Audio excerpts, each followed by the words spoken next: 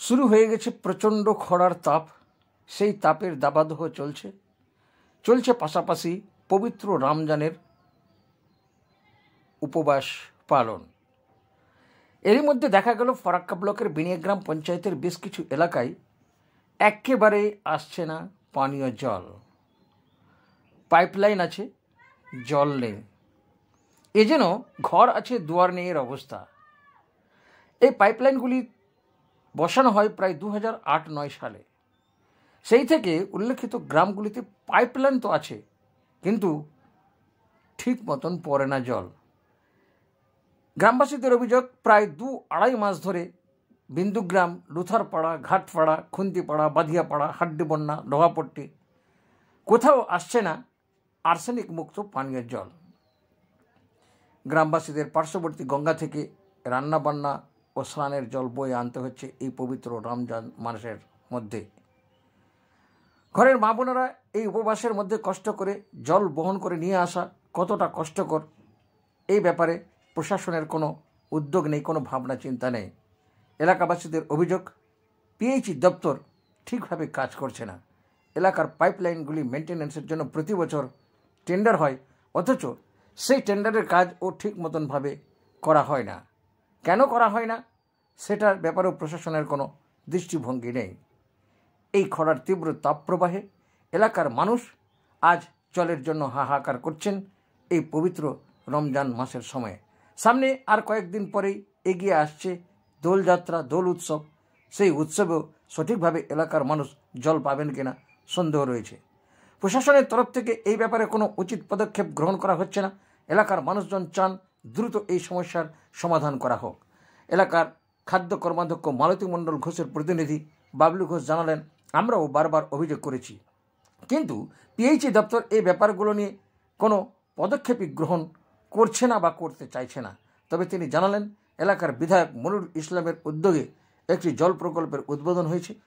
প্রকল্পের কাজ সম্পন্ন হতে প্রায় 1-1.5 বছর সময় লাগবে এবং এই 1-1.5 বছর পর থেকে আর এলাকার মানুষের মধ্যে কোনো জল সমস্যা বা জল কষ্ট থাকবে না। এর জন্য তিনি নিজেই জমি দান করেছেন প্রায় 10 কাঠা।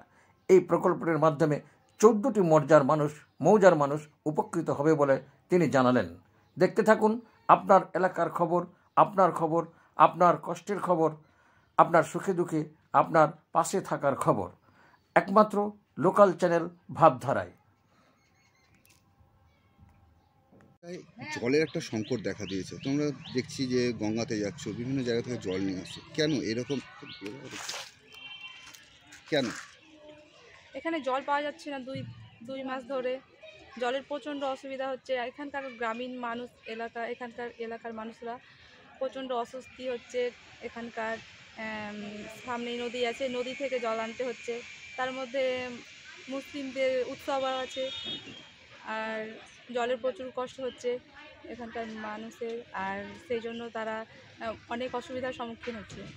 কি চাইছো? জলের ব্যবস্থাটা তাড়াতাড়ি করে দিলেই ভালো হয়। কতদিন ধরে জলের সমস্যা হচ্ছে? 2 মাস থেকে বেশি, 2 মাস 2.5 মাস। 2 মাস 2.5 মাসের আগে জল আসতো? হ্যাঁ, আসতো। হঠাৎ করে এরকম বন্ধ হয়ে গেছে কেন, কি মনে হচ্ছে? তার কারণ আমরা জানি না। এলাকার মানুষ বা মেম্বার কেউ কিছু বলেনি? কিছু বলা হয়েছে, তবুও কোনো কিছু পাওয়া যাচ্ছে না। নাম তনুশ্রী হালদার। এলাকার নাম বিন্দুগ্রাম, লুথারপাড়া। কোন পঞ্চায়েত? বেনিয়াগ্রাম পঞ্চায়েত। একটা দাবদাহ অলরেডি শুরু হয়ে গেছে। সেই জায়গায় দাঁড়িয়ে আপনাদের এখানে একটা জলের দেখা যাচ্ছে সংকটের একটা জায়গা এসছে। কি অবস্থা এখন? জল তো 2 মাস থেকে আসছে না। কেন আসছে না বলে হচ্ছে? বলা হচ্ছে তো, বলছে হ্যাঁ আসবে, কাজ হচ্ছে, বিভিন্ন মানে ঝামেলা করছে, বলছে বালি জমে গেছে, পাইপ ফেটে গেছে, এরকম কথা বলছে। পাইপ ফেটে গেছে, কাজ হচ্ছে না? কাজ হচ্ছে। এটা আপনাদের তো জলের জন্য তাহলে অসুবিধা হচ্ছে? প্রচুর অসুবিধা। তাহলে এই জল আনতে তাহলে কোথায় আপনাদেরকে যেতে হচ্ছে? এখন গঙ্গা থেকে জল আনছি। খাবার জল কিনে নিয়ে আনছি, হোস্টেল থেকে, আবার কোথাও থেকে কিনে নিয়ে আসছি। এটা কতদিন ধরে আপনাদের সমস্যা চলছে এই জলের? 2 মাস ধরে। আগে জল আসতো? আগে জল আসতো। আচ্ছা, আপনাদের এলাকায় একটা নতুন একটা জলের পিএইচপি একটা তৈরি হওয়ার কথা রয়েছে। হয়েছে, তো এখন বাবলু হোসেন এই জায়গাটাতে করবে। এখন উদ্বোধন হয়েছে, কাজ হচ্ছে, আর কোন দিকে কাজ হচ্ছে তা যায় না। কতদিনে শেষ হবে কাজ বলেছে কিছু? না, ওটা বলে। আপনার নাম? রথিন মন্ডল। এই গ্রামের নাম কি? বিন্দিগ্রাম। বেনিয়া গ্রামের পঞ্চায়েত। আমাদের 2-2.5 মাস থেকে মোটে জল আসছে না। এত জলের অসুবিধা হচ্ছে যে কি বলবো, গঙ্গা থেকে জল আনছি, গঙ্গা থেকে জলে রান্না বান্না হচ্ছে। তারপরে আমরা তো রোজা থাকছি, কত কষ্ট করছি রোজাতে। রোজা থেকে রোজার মানুষ হয়ে আমরা জল আনছি কষ্ট করে, এখানে ওখানে কোথায় পাবো, কিনে কিনে জল খাচ্ছি। জলের সমস্যাটা অনেক হয়ে গেছে। 3 মাস থেকে আগে আসতো জল, 2-2.5 মাস থেকে 3 মাস হয়ে আসছে, জলই আসছে না আমাদের বাড়িতে। কেন জল আসছে না কিছু জানেন? জলের সমস্যা আছে কিছু, নালে জল তো আসতো আগে, এখন আসছে না।